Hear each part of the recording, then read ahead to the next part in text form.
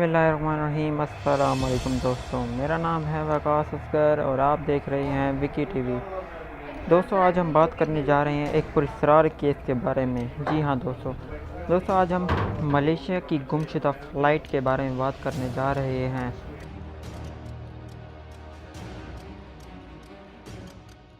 Malaysian flight 370 کو MH370 بھی کہتے ہیں۔ یہ فلائٹ 8 مارچ 2014 کو پرواز کے دوران گم ہو گئی اور آج تک کوئی بھی اس کے غائب ہونے کی وجہ نہیں جان سکا۔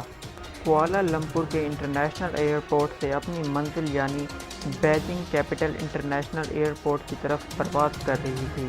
اس میں موجود عملے نے آخری مرتبہ ATC یعنی ایئر ٹریفک کنٹرول سے پرواز کرنے کے 38 منٹ بعد رابطہ کیا جب وہ چائنا کے ساؤتھ میں موجود سمندر کے اوپر پرواز کر رہا تھا۔ کچھ دیر بعد یہ جہاز اپنے ریڈار سے غائب ہو گیا، لیکن بعد میں اسے ملٹری ریڈار یعنی فوج کے استعمال میں آنے والے ریڈار سے ڈھونڈ لیا گیا۔ اپنی منزل کی طرف رواں دواں یہ فلائٹ ملائے پیننسولا اور انڈامان کے سمندروں سے گزرا، لیکن پھر کچھ گھنٹے بعد ہی یہ پینانگ نامی جزیرے سے 370 کلومیٹر دور اپنا رابطہ منقطع کر بیٹھا۔ اس میں موجود 227 مسافر اور 12 عملے کے لوگوں کو بعد میں مرا ہوا بتایا گیا۔ کچھ لوگوں کا ماننا ہے کہ اس فلائٹ کا گم ہونا خلائی مخلوق سے جڑا ہے، لیکن آج تک اسے کوئی شخص بھی ثابت نہیں کر سکا۔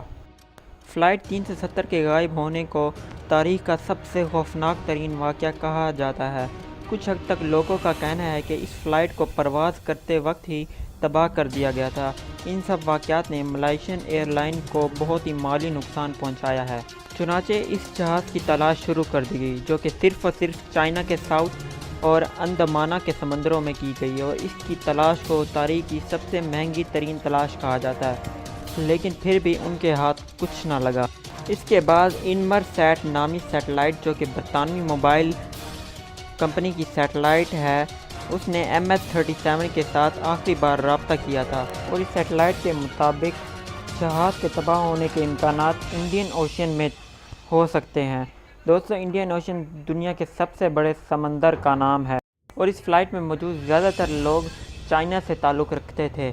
2015 اور 2016 کے درمیان انڈین اوشین میں سے کچھ ٹکڑے ملے جو کہ زیادہ تر اسی جہاز کے تھے۔ فلائٹ MH370 کے متعلق سرکاری معلومات نہ آنے کی وجہ سے زیادہ تر چینی لوگوں کو تنقید کا نشانہ بنایا گیا۔ 3 سال کے بعد 1,20,000 مربع کلومیٹر، جو کہ 40,000 مربع میل بنتا ہے، کے علاقے کو چھانا گیا، لیکن اس میں سے کچھ نہ ملا، اور اس آپریشن کو جنوری 2017 میں بند کر دیا گیا۔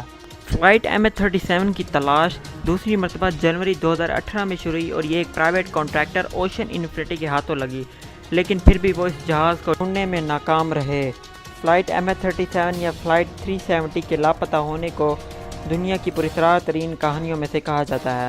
آسٹریلین ٹرانسپورٹ فیسلٹی بیورو کے مطابق یہ واقعہ ہائپوکسیا ایونٹ سے جڑ سکتا ہے۔ ان کے مطابق جہاز میں موجودہ ہوا کے دباؤ کے کم ہونے، سسٹم کے خراب ہونے کی وجہ سے ہو سکتا ہے۔ اس جہاز میں موجود فلائٹ ریکارڈنٹ یا کاکپٹ، یا جسے ہم عام زبان میں بلیک باکس بھی کہتے ہیں، کی تلاش جاری ہے، لیکن آج تک ان کے ہاتھوں کچھ نہیں لگا۔ اللہ تعالیٰ ان کے لواحقین کو صبر جمیل عطا فرمائے، آمین۔ دوستو، ویڈیو پسند آئے تو ویڈیو کو لائک، کمنٹ اور شیئر کریں، اور ہمارے چینل کو سبسکرائب کریں اور بیل آئیکن دبائیں تاکہ لیٹسٹ ویڈیو آپ تک سب سے پہلے پہنچ سکے۔ ٹل دین، اللہ حافظ۔